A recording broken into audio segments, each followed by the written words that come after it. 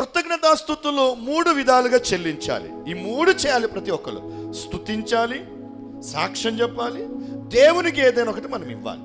ఈ 3 చేయగలిగితేనే కృతజ్ఞతకు సంపూర్ణత, కృతజ్ఞతకు పరిపూర్ణత.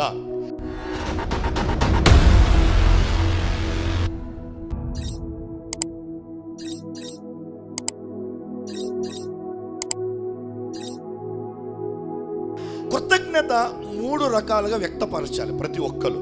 నెంబర్ 1 కృతజ్ఞతాస్తుతులు. ఏంటి చెప్పండి? కృతజ్ఞతాస్తుతులు.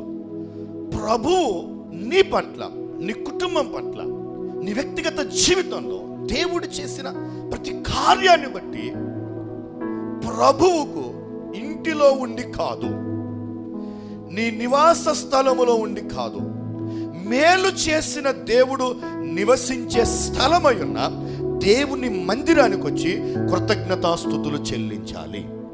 ఎక్కడికి వచ్చి కృతజ్ఞతాస్తుతులు చెల్లించాలి?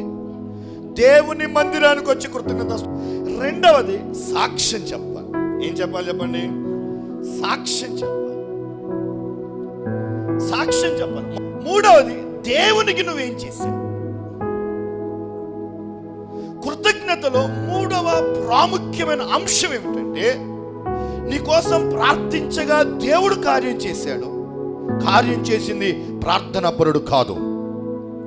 ప్రార్థన చేసిన ఆ ప్రార్థనాపరుడు నీ జీవితంలో కార్యం చేయలేదు.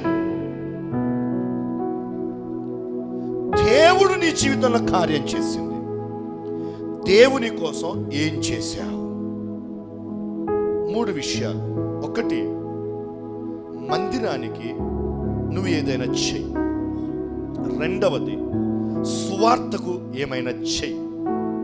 మూడవది, మధ్యవర్తిగా ఉన్న సేవకుడికి ఏమైనా చెయ్యి. నెంబర్ 1, మందిరానికి ఏమైనా చెయ్యి. మందిరంలో ఏం అవసరం ఉంది? ఒక మైక్ అవసరం ఉందా? మందిరానికి ఏం అవసరం ఉంది? కుర్చీలు అవసరం ఉందా? మందిరానికి ఏం అవసరం ఉంది? నీకు తెలియకపోవచ్చు కొన్నిసార్లు. సేవకుడికి తెలుసు, అయ్యా ఏదైనా చేద్దాం అనుకుంటున్నా, ఒక కీబోర్డ్ కొనాలనుకుంటున్నా. సేవకుడి మందిరంలో ఉన్న అవసరతలు విశ్వాసాలకు తెలియదండి చాలా మందికి. కాబట్టి మొదటిది దేవునికి చేయాల్సిన దాంట్లో, అందులో మొదటి భాగం మందిరానికి నువ్వేమైనా చేయొచ్చు.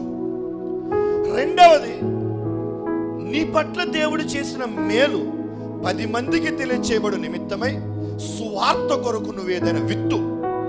అయ్యా ఒక మీటింగ్ పెట్టండి, ఎంత ఖర్చు అవుద్ది? 20,000, 30,000, 10,000. ఇదిగో అయ్యా నా తరపున నీకు ఇస్తున్నాను, ఇగో మా ఏరియాలో మీటింగ్ పెట్టు. నా పట్ల దేవుడు చేసిన మేలు 10 మందికి తెలిస్తే కొద్దిమంది అయినా మారతారు కదయ్యా, కొద్దిమంది అయినా సాక్ష్యాన్ని విని మారు మనసు పొందుతారు కదా అని కృతజ్ఞతతో సువార్త విత్తబడు నిమిత్తమై నీవు విత్తనాన్ని విత్తు.